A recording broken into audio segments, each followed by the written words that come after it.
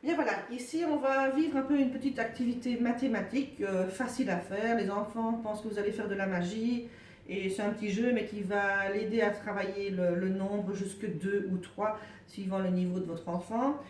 En M1, l'idéal c'est d'aller jusque 3 mais on venait vraiment de travailler cette compétence-là avant le confinement. Donc si vous voyez que c'est trop dur, commencez d'abord par 2 et puis après vous allez jusque 3. Et si maintenant votre enfant vous voyez qu'il peut aller plus loin, vous pouvez aller jusqu'à 4 et ainsi de suite.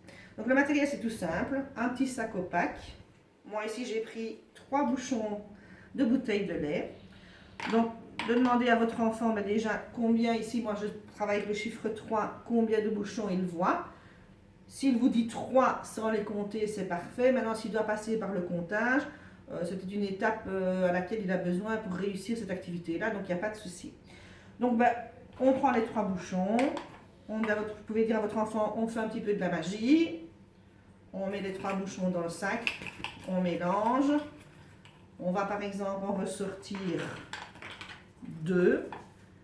Vous allez demander à votre enfant, j'ai ressorti combien de bouchons, si vous dites 2 c'est parfait, et maintenant lui faire deviner combien de bouchons il reste dans le sac. S'il dit 1 c'est encore mieux.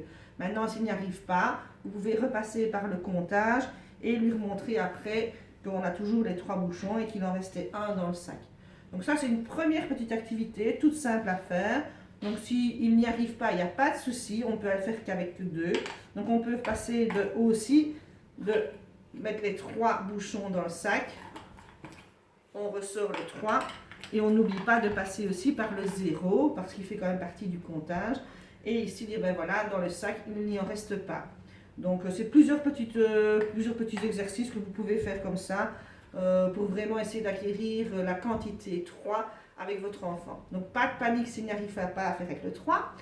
2 c'est parfait aussi. Voilà, tout simple, facile.